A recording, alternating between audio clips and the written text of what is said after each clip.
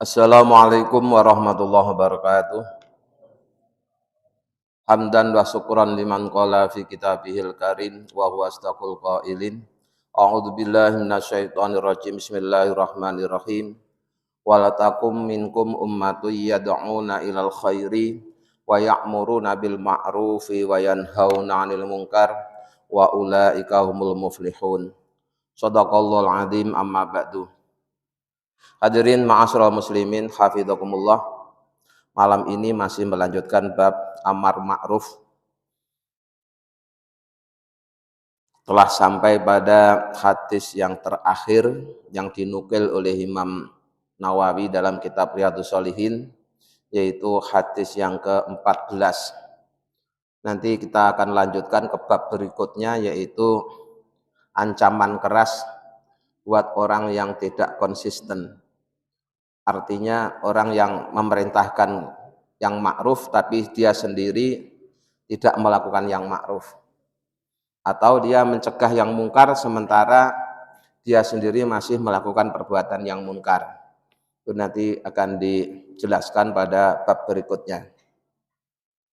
Ar-Rabi'a Asyara, hadis yang ke-14. An Abi Bakrin, diriwayatkan dari sahabat Abu Bakar As-Siddiq radhiyallahu anhu, semoga Allah selalu meridhoinya. Di hadis yang ke-14 ini rawinya, sumber beritanya adalah sahabat Rasulullah yang paling utama, yaitu Abu Bakar Siddiq. Qala, Abu Bakar Siddiq berkata, ya ayuhan nas, wahai manusia, innakum, sesungguhnya kalian semua, taqra'una, telah membaca hadhil ayata, ayat ini. Yang dimaksud dengan ayat ini yaitu bunyinya, ya ayyuhalladzina amanu alaikum anfusakum la yadurrukum man dhalla idza ihtadaitum. Ya ayyuhalladzina amanu, wahai orang-orang yang telah beriman, alaikum, jagalah diri kalian,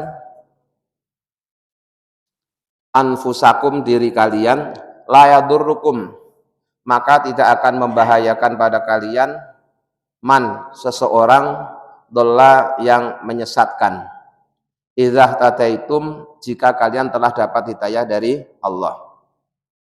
Wa ini, dan sungguhnya aku, kata Abu Bakar, sami'tulah mendengar Rasulullah sallallahu alaihi wasallam yaqulu, beliau bersabda, innan nasa, sesungguhnya manusia, idza ra'au, tatkala mereka melihat, al-zalima, perbuatan zalim, falam yakhudhu, kemudian dia tidak mencegahnya, ala yadaihi, dengan tangannya atau dengan kekuasaannya, ausaka, maka pasti, ayya'ummahum, akan meratakan sapa Allah biiqobin, dengan siksa, minhu, darinya. Rawahu, telah meriwayatkan hadis sapa Abu Dawud wa Turmudi, dan Imam Turmudi, wa Nasai, dan Imam Nasai, bi asanida, dengan sanad-sanad shahihatin, yang sahih. Ini hadis ke-14 atau hadis terakhir yang ditulis oleh Imam Nawawi dalam kitab Riyadhus Shalihin bab amar ma'ruf nahi munkar. Hadisnya bersumber dari sahabat Abu Bakar Siddiq, yang beliau telah mengingatkan kepada manusia bahwa kalian manusia yang telah beriman itu tentunya sudah pernah mendengar atau bahkan membaca sendiri firman Allah dalam Al-Quran yang berbunyi, ya ayyuhalladzina amanu alaikum anfusakum, wahai orang-orang yang beriman, jagalah diri kalian, la yadurrukum, tidak akan berbahaya bagi kalian, man, seseorang, dhalla, yang menyesatkan, idza ihtadaitum, jika kalian telah dapat hidayah dari Allah. Di Abu Bakar mengingatkan kepada kaum muslimin pada saat itu bahwa kita diperintahkan oleh Allah untuk menjaga diri kita sendiri. Jika kita sudah dapat hidayah dari Allah, niscaya siapapun yang berupaya untuk menyesatkan kita, kita tidak akan tersesat. Kenapa? Karena sudah dibimbing, dapat hidayah dari Allah. Nah, hidayah itu bahasa Arab yang sangat familiar karena sudah menjadi bahasa kita sehari-hari. Bahkan dalam sehari semalam setidaknya kita mohon hidayah kepada Allah itu sebanyak 17 kali. Yaitu setiap kali kita baca Fatihah itu salah satunya kita membaca ayat yang berbunyi ihdinas siratal mustaqim. Selama ini di terjemah-terjemah ihdinas siratal mustaqim itu selalu dimaknai tunjukkan kami ke jalan yang lurus. Tapi sebenarnya dalam tafsir makna yang lebih tepat itu bukan sekedar tunjukkanlah kami, tapi bimbinglah kami. Bimbingan dan petunjuk itu mirip tapi beda, ya. Mirip tapi beda. Orang kalau sekedar dikasih petunjuk itu masih ada kemungkinan tersesat. Kenapa? Ketika dia salah memahami petunjuk. Memang petunjuknya tidak salah, tapi bisa jadi orang itu karena keterbatasannya salah dalam memahami petunjuk. Tapi kalau bimbingan, pendampingan itu lebih aman. Ya, saya sering berikan contoh begini, perbedaan antara petunjuk dengan bimbingan. Misalkan Bapak orang Jakarta ingin pergi ke Surabaya dan belum pernah sama sekali ke Surabaya, juga belum tahu tentang Surabaya. Terus Bapak dapat petunjuk dari teman, dikasih petanya. Ini loh, kalau mau ke Surabaya, kalau naik kendaraan darat, naik bis ini, ya, nanti turun di sini. Tapi orang itu kemudian disuruh berangkat sendiri. Itu ya kalau bisnya benar dan sesuai petunjuk tadi, dia akan nyampe ke Surabaya. Tapi kalau ternyata dia milih bisnya aja udah salah, atau di terminal dia ditipu oleh calo, itu bisa tersesat walaupun sudah dapat petunjuk, ya, gara-gara ditipu oleh calo atau supirnya nakal misalnya, ternyata nggak sampai Surabaya padahal petunjuknya udah benar. Itu petunjuk. Nah, kalau bimbingan itu kita didampingi, Pak, diantar. Yuk, tak antar ke terminal atau stasiun atau bandara, tak antar sampai ke Surabaya. Itu dijamin lebih aman. Nah, ihdina itu dalam tafsir Al-Misbah dijelaskan sebenarnya lebih tepat dimaknai bimbinglah kami, bukan sekedar tunjukkanlah kami, tapi bimbinglah kami. Orang yang selalu dibimbing oleh Allah, selalu didampingi oleh Allah, maka dia tidak akan tersesat. Nah, kemudian hidayah ini juga bertingkat-tingkat, Pak. Ya, ada yang hidayah itu diberikan kepada seluruh makhluk hidup, khusus utamanya makhluk yang bernyawa. Ya. Kemudian ada yang khusus buat manusia, ada yang khusus, sampai paling khusus lagi. Setidaknya itu ada 5 jenis hidayah. Ya. Hidayah yang paling umum yaitu namanya hidayatul ilham, petunjuk langsung dari Allah yang diberikan kepada manusia yang baru lahir. Ya. Ketika bayi baru lahir, itu panca inderanya belum sepenuhnya bekerja dengan normal, tapi dia sudah bisa mengekspresikan keinginannya. Misalnya bayi kalau lapar dia nangis, ya, haus nangis, popoknya basah nangis. Lah yang mengilhami dia untuk nangis itu siapa? Allah Subhanahu wa taala, namanya hidayatul ilham. Nah, yang diberikan hidayatul ilham ini bukan hanya manusia saja, binatang pun juga begitu, ya. Ketika kambing baru melahirkan anaknya, sapi baru melahirkan anak itu, ya spontan si anak sapi atau anak kambing itu akan menyusu ke induknya. Nah, itu yang ngasih ilham itu siapa? Allah Subhanahu wa taala. Itu namanya hidayatul ilham. Tidak hanya diberikan kepada manusia, tapi juga diberikan kepada binatang. Yang kedua yaitu hidayatul hawas, bimbingan atau petunjuk yang didapatkan melalui kerja panca indera. Ya, matanya sudah bisa membedakan antara ibu dan orang lain. Ya, telinganya sudah bisa membedakan antara suara orang tuanya dan suara orang lain. Ya, kayak anak kecil itu. Nah, jadi walaupun dia belum bisa ngomong, belum bisa bicara, tapi sudah bisa membedakan antara ibunya dengan orang lain melalui sebagian panca inderanya. Ya, kadang digendong orang lain masih nangis, begitu digendong ibunya sendiri diam. Padahal bisa jadi gendongnya sama. Nah itu ketika sang bayi tadi sudah menggunakan sebagian dari hidayah panca indera. Ya. Ya ini juga barangkali untuk panca indera juga masih diberikan selain kepada manusia, kepada binatang. Kemudian yang khusus buat manusia, yaitu hidayatul akli. Hidayah atau bimbingan yang didapatkan melalui akal. Nah, terkait dengan akal ini, makhluk yang beri akal adalah hanya manusia. Maka dengan akal manusia bisa berilmu. Maka makhluk yang diwajibkan nyari ilmu hanya manusia. Binatang itu enggak disuruh cari ilmu. Kenapa? Enggak dibekali akal. Nah, dengan akalnya manusia bisa mengalahkan makhluk-makhluk yang barangkali lebih kuat. Ya. Gajah dengan manusia itu secara fisik lebih kuat gajah, tapi manusia bisa menaklukkan gajah. Kenapa? Karena manusia punya akal. Sehebat-hebatnya burung, itu kalau terbang ya sendirian. Jarang burung terbang sambil gendong anaknya. Tapi manusia, dengan akal yang dimiliki, dia bisa bikin alat untuk terbang. Kalau terbang tidak sendiri, ngajak temennya. Ya, satu kloter 450 orang. Jadi lebih canggih kan? Lebih canggih. Jadi hidayatul akli itu anugerah Allah yang hanya diberikan kepada manusia. Baik yang kafir maupun yang mukmin. Kemudian ada lagi hidayatul din, hidayah agama. Nah, hidayah agama ini tentunya lebih khusus lagi. Tidak kepada semua manusia, tapi hanya kepada mereka yang Allah beri iman. Ya, hidayah agama. Nah, hidayah agama ini fungsinya udah lebih istimewa dibanding dengan sekedar akal. Ya, sekedar akal. Sehingga dalam agama memang ada bimbingan-bimbingan, tuntunan-tuntunan yang di luar jangkauan akal.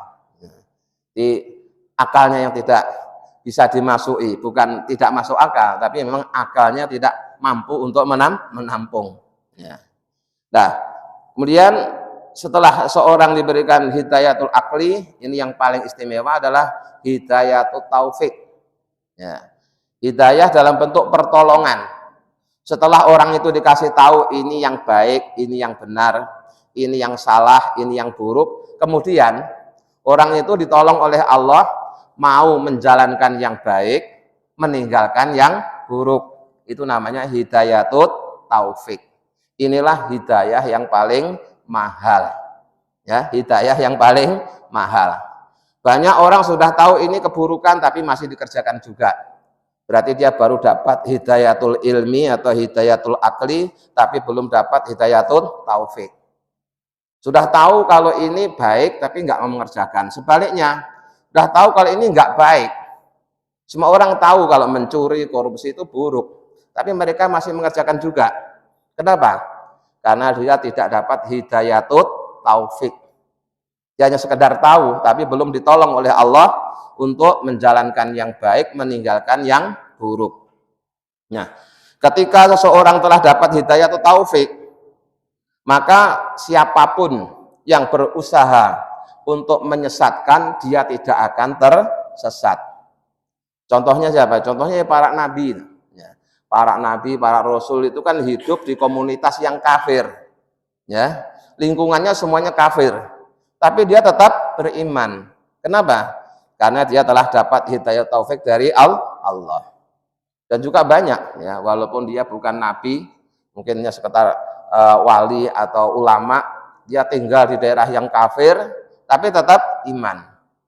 Nah itu makna dari tadi itu. La yadurrukum man dhalla idza tadaitum.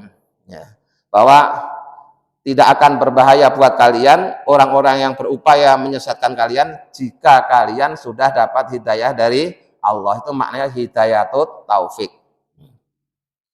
Nah, selain Abu Bakar mengingatkan tentang firman Allah ini, tentang kekuatan hidayatut taufik, tapi juga mengingatkan bahwa Rasulullah bersabda, sesungguhnya manusia jika dia melihat perbuatan dolim, kemudian dia tidak berupaya untuk mencegahnya, maka dikhawatirkan akan Allah turunkan azab, yang azab itu akan menimpa semua orang.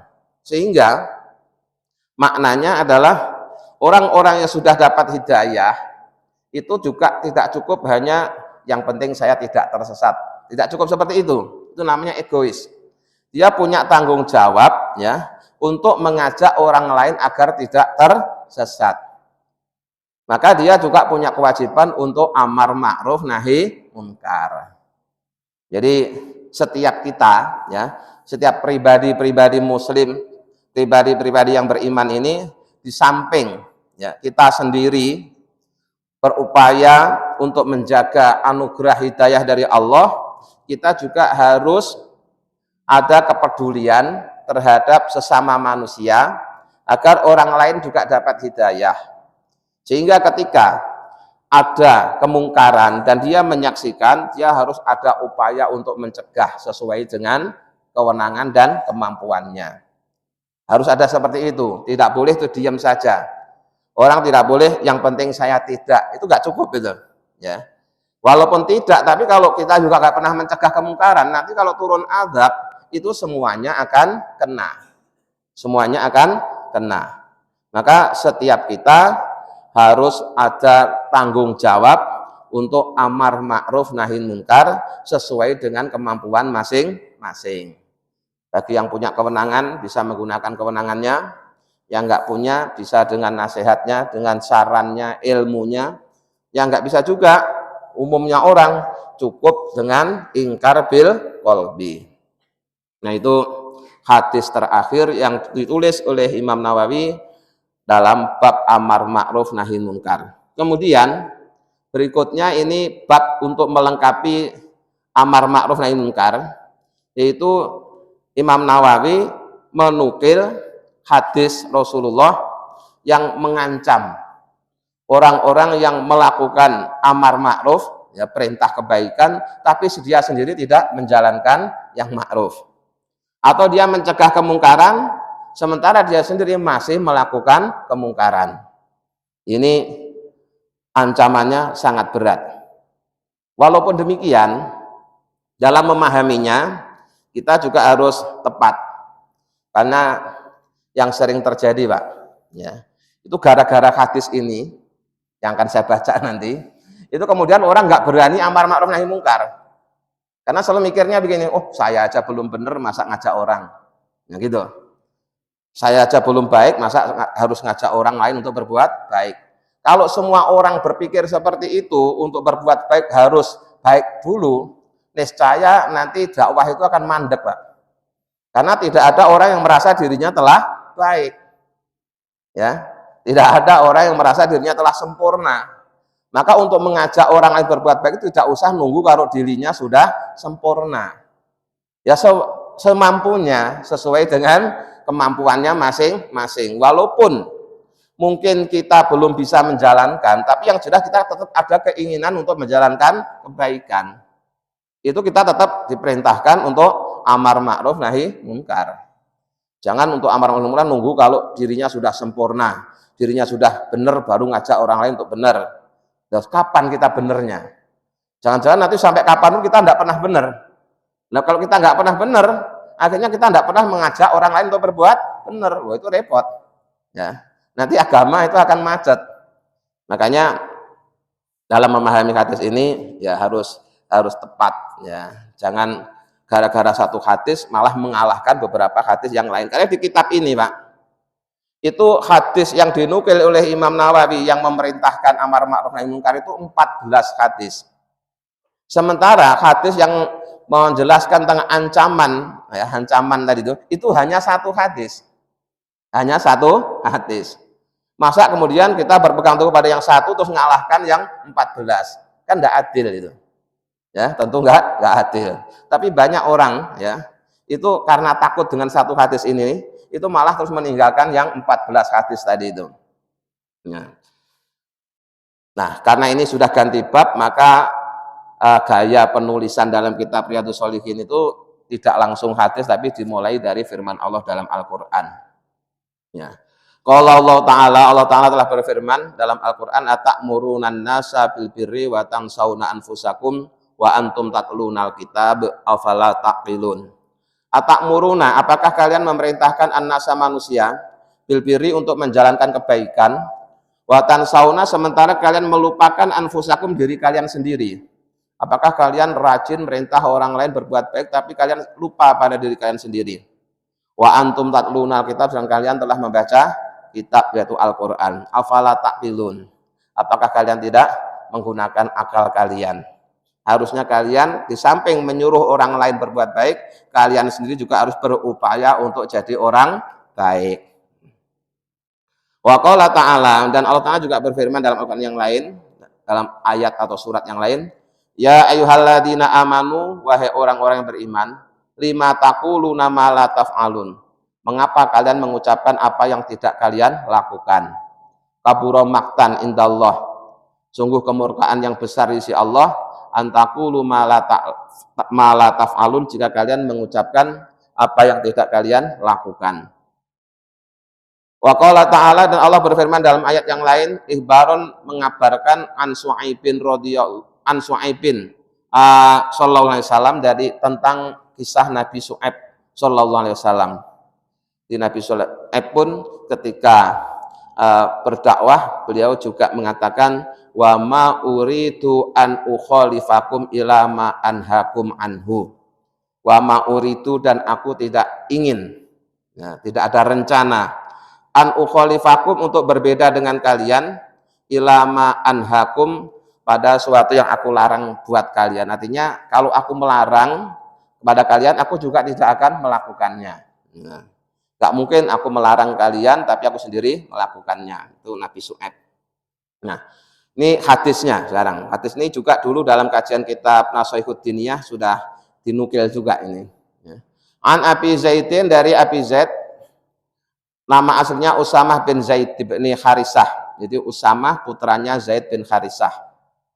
Radhiyallahu anhu, semoga Allah meridhai keduanya. Qala, dia berkata, sami'tu, aku mendengar Rasulullah SAW, yaqulu, beliau bersabda, yukta, didatangkan, birrojuli, pada seorang laki-laki, yaumal qiyamati, pada hari kiamat, fayulqa, kemudian dilemparkan, finari, ke neraka. Jadi nanti di hari kiamat ada seorang laki-laki yang dilempar ke neraka. Fatan daliku, maka keluarlah apa, aktatu batnihi, isi perutnya. Pas dilempar ke neraka itu perutnya pecah sehingga seluruh isi perutnya keluar. Fayaduru, kemudian dia muter-muter biha, dengan isi perut yang terburai tadi itu. Kama yaduru, sebagaimana berputar apal khimaru khimar firoha, di penggilingan tradisional zaman dulu kan, kalau kita giling apa aja menggunakan sapi atau kerbau atau khimar, muter itu. Fayastami'u, maka berkumpul ilahi, kepada rojul tadi, sapa ahlun nari, penduduk neraka. Jadi ini ada penduduk baru dilempar ke neraka, perutnya pecah, isinya keluar semua, terus muter-muter. Akhirnya menarik perhatian penduduk neraka yang lain. Itu anehnya penduduk neraka yang lain, kan mereka sendiri juga disiksa, itu kok sempat-sempatnya nonton. Fayaqulu, nah kemudian penduduk neraka itu berkata, ya fulan, hei fulan, malaka, apa yang terjadi padamu? Alam taku ta'muru bil ma'rufi, bukankah kalian ini dulu orang yang selalu memerintahkan yang ma'ruf, wa tanha 'anil munkari, dan mencegah yang mungkar. Fayaqulu, kemudian rojul tadi, laki-laki yang dilempar ke neraka tadi berkata, bala, benar. Kuntu, adalah aku, amuru, memerintahkan, bil ma'rufi, yang ma'ruf, wala atihi, tetapi aku sendiri tidak melakukannya. Sengaja tidak melakukannya, hanya sekedar merintah tapi tidak melakukannya. Wa anha, dan aku mencegah, 'anil mungkari, dari perbuatan yang mungkar, tapi wa atihi, aku sengaja melakukannya. Yang aku larang aku malah mengerjakan, yang aku perintah aku sendiri tidak melakukan. Maka hukumannya, sanksinya, dilempar ke neraka sampai isi perutnya pecah. Muttafaqun alaihi, hadis ini kesohihannya disepakati oleh Imam Bukhari dan Imam Muslim. Nah, hadisnya cuma satu ini Pak yang dinukil oleh Imam Nawawi. Dan memang sangat mengerikan. Nah, sangat mengerikan. Akhirnya semua orang takut dengan hadis satu ini, malah melupakan 14 hadis sebelumnya. Semuanya kalau diajak berbuat baik, janganlah, aku sendiri belum baik kok. Nah, kenapa itu enggak kamu cegah, aku sendiri juga masih suka seperti itu. Semuanya begitu. Ini tentu pemahaman seperti itu tidak tepat. Ya. Yang tepat itu gimana? Kita semua tetap punya kewajiban amar ma'ruf nahi munkar sekaligus untuk berupaya selalu memperbaiki diri. Ya, memperbaiki diri. Artinya ya kita sendiri berupaya melaksanakan yang ma'ruf, meninggalkan yang munkar walaupun memang belum sempurna. Tapi walaupun belum sempurna tetap kita punya kewajiban amar ma'ruf nahi munkar. Jadi kewajiban amar ma'ruf nahi munkar itu tidak nunggu kalau kita sudah sempurna. Karena tidak mungkin kita akan menjadi orang yang sempurna. Yang sempurna hanya Rasulullah. Kita pasti banyak kekurangan. Tapi bukan berarti karena kita banyak kekurangan kemudian terus tidak mau amar ma'ruf nahi munkar. Itu nanti bahayanya justru malah lebih berat lagi. Ya. Maka hadis ini juga tetap perlu untuk melengkapi pemahaman kita, tapi jangan kemudian gara-gara satu hadis ini kita melupakan 14 hadis sebelumnya. Ya, jadi kita tetap punya kepedulian untuk memerintahkan yang baik, ya, mencegah yang mungkar. Selain kita perintahkan juga diri kita berupaya, ya, berupaya untuk melakukan yang ma'ruf dan meninggalkan yang mungkar.